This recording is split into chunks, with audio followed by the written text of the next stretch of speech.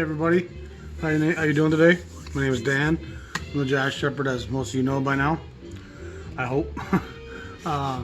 Today we're on episode 5 of season 2, and we're going to discuss Bethlehem in the late 50s. And Bethlehem is one of my favorite labels in the mid 50s, 56. They're doing some great stuff, hard bop, really interesting music made for kind of the white consumer on the East Coast, very regional label. And what I've learned doing this is that most of these labels have a very short shelf life. They find a niche, they take use of that niche and that genre, that little subspecies of jazz, and get a lot of material out. But jazz changed so quickly that a lot of times it just passes these labels by and they don't adapt. They don't have the artists or the vision to see the changes happening. Maybe they think what they're doing is going to come back around. But it all leads to a lot of these small labels having very short shelf lives. And by the late 50s, Bethlehem's in some trouble. Gus Wilde ends up selling the label to King Records. And King has a bunch of different branches under that umbrella, and they ended up buying a lot of titles, which I'll show you some of that later, and issuing them on the Bethlehem, but they weren't recorded as a Bethlehem record or as a Bethlehem session. They didn't have a Bethlehem sound to them per se. As if you remember from part 1 of the Bethlehem series, there's 2 different series in Bethlehem. There's the BCP series, which starts at 1 and goes through number 80, and then just discontinued. But simultaneously to that, there's a 6000 series, which oddly enough picks its first 4 titles out of the BCP series and reissues those 4, and then replaces those titles in the original BCP series with different records, which is pretty confusing. But in 55, 56, of those 80 titles in the BCP series, 69 of them are released. So there's not a lot left in that series. I'm going to show you a couple titles I do want to point out. There's this Marilyn Moore record. She sounds a lot like Billie Holiday, and if I recall, she actually was a babysitter for Billie Holiday. Possibly it was vice versa, maybe Billie Holiday, but I'm pretty sure she babysitted for Billie Holiday. If I also remember, she was married to Al Cohn, so she's got a lot of jazz royalty around her. She really sings and delivers like Billie, and you'd be hard pressed not to think this was Billie if you were hearing me play at a gig in a restaurant. You'd be like, that's the great Billie Holiday. What is that? And it's not. It's Marilyn Moore. This guy has 3 or 4 records on Bethlehem, Salvador. Lovely guitar player. Not really Latin tinged, which you think it might be with that name. He's more just a real jazz guy playing in the Kenny Burrell line, Grant Green maybe, with kind of the singular notes, and beautiful melodic player. This is a really hard record to find, probably the toughest record to find on Bethlehem BCP series, and this is the last one in that series. Is the Herbie Nichols Love, Gloom, Cash, Love. Herbie Nichols, as Blue Note fans know, had some really 10-inch stuff there and 1 LP there, and here he is doing a session for Bethlehem in like 58 probably. It's a great little record. It took me a long time to find it, and when you do find it, having it being affordable is the next question. But George Duvivier is on bass with Danny Richmond on the drums. So it's just a trio set, but it's a cool piece to find, and I was really happy when I finally tracked that down. One of the first things that turned me on to Bethlehem was a guy I know most people here are going to love, Johnny Hartman, of course, of Coltrane, legend. Here he is doing some crooning on the Bethlehem imprint, and as Bethlehem gets into the later 50s, the singers become more and more prominent. The poppy side of Sinatra and then Dean Martin, it's kind of proliferating across the music industry.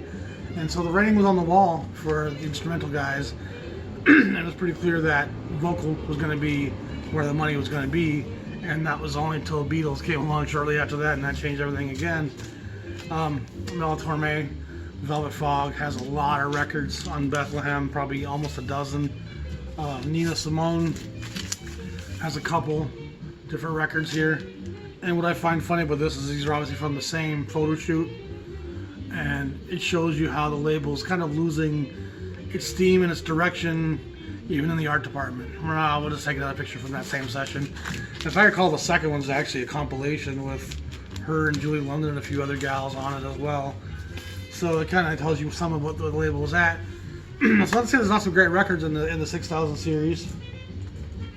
To start with, Charles Mingus has a couple sessions here that are a little out of nature for what Bethlehem's doing.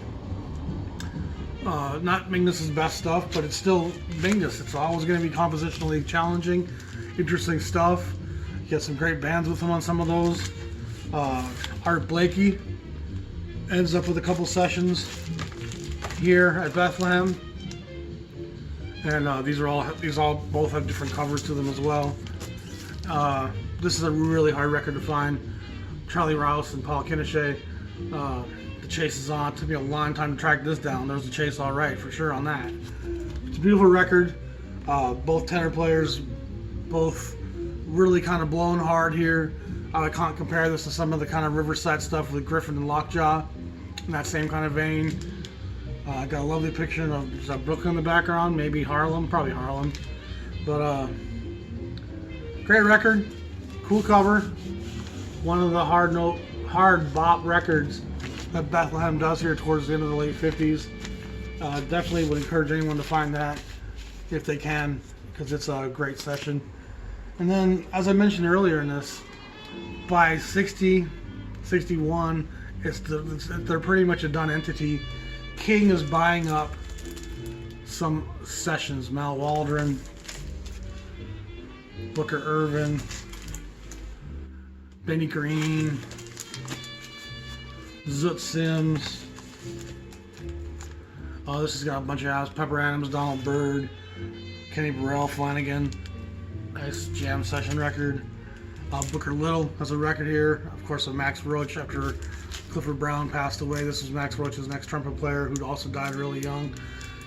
And correct me if I'm wrong, but I don't think any of these records were recorded at Bethlehem by a Bethlehem studio. I think by that time, Gus Wilde was pretty out of the picture, very disenfranchised with what had happened. King Records had a lot of different pans in the oven.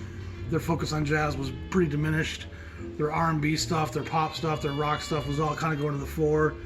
So they were finding some cool titles, as you can see here in this Bethlehem 6000 series.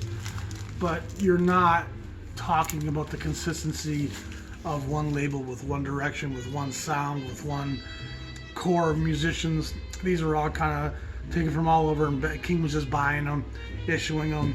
And I'm glad the stuff got out there, because it's all worthwhile parts of jazz history. But it just shows you how tough it was to maintain a jazz label by the time the 1950s, 1960s rolls around.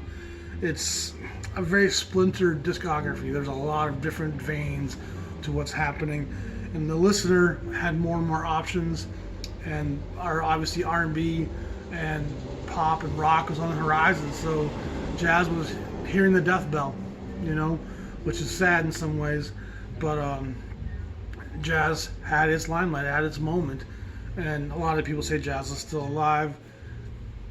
There's facsimiles, there's reproductions, but it's not the same as it was in this era of civil rights and social conflict and inequality.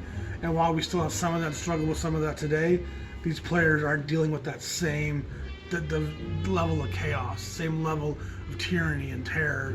And on top of that, the message that the bebop, hard bop players were projecting in the 40s and 50s, once civil rights happens, that current of electricity, of freedom and power, and is now being spoken directly into a microphone. Sam Cooke, Curtis Mayfield, Marvin Gaye, Al Green, Gil Scott-Heron, they were saying these things with actual words now. It was no longer through the coded message of jazz. So somehow, once that message became actually verbal, the spirit that really drove the current that was jazz in this era kind of gets wrenched from it. And now you have the singers speaking for the people, and it kind of pushes jazz back into becoming very eye-centered, and a lot of the free cats and the avant-garde cats are just speaking for themselves. And even Coltrane, he was very much stuck within himself. He was dealing with his demons and fighting them all for all of us. You know, I often say Coltrane was speaking to God for all of us, saying, "What the fuck? What's up with my people? What's up with the drugs? What's up with the poverty?" You know, but it was no longer a guy speaking for a culture, a nation, a race. It became much more individual, and the power went to the singers at that point. And it eventually passes its way on into the early hip-hop guys. Those early MCs like Chuck D and Rakim and KRS-One, those guys became the torchbearers into that next generation, speaking against aggression and against tyranny and against the pain that was the black experience in America. So jazz lost a lot of its fuel. And it's not an indictment against the players of this era, it's just how things develop. You know, rock carries a very strong anti-war message in the late 60s. There's a freedom movement happening with the flower power and all that in the 60s, and that became commercialized very quickly and kind of watered down, facsimile of itself very quickly. But rock couldn't maintain that. It's very hard to maintain a message and a powerful current that speaks for a group of people that actually makes your hair stand on end. You know, it's the biblical era of what jazz was doing from the 20s through 1960 is a powerful, powerful testament to a people finding freedom in art. And as we go into the 60s, it meets all that head on and clashes, and there's a pretty impressive uproar. And out of that chaos, jazz is splintered in a million different directions. And it's not for everyone. A lot of people who could listen to a hard bop record in the late 50s and still tap their foot to it and miss the message and miss what was happening, but they were so comfortable listening to it, that was going to become much tougher for people than the Albert Eiler and the Archie Sheps and the guys that went on with the Sun Ra's. Whatever you're saying, your audience is so limited by how you're saying it. And so for me, on my level, a lot of that stuff loses the term jazz, because jazz needs to be approachable. It needs to be drawing you in. There's a sensuality to the rhythm. There's a sexuality to the groove. It makes you want to tap your foot, and it makes you want to enter that room and embrace whoever's producing that sound. And there's a antithesis of that in this avant-garde free movement that's pushing people away. And you almost have to want to hear music that's difficult, to enjoy music that's hard on the ear, that takes 6, 7, 8, 10 listens to even get comfortable with it before you start saying you like it. And you can get comfortable with anything you listen to it enough. You know, that's just facts. But saying something I like it isn't the same as saying something is good. And until we're honest enough with ourselves to understand that I can like something, but that doesn't make it good, we're not really being honest in our critique.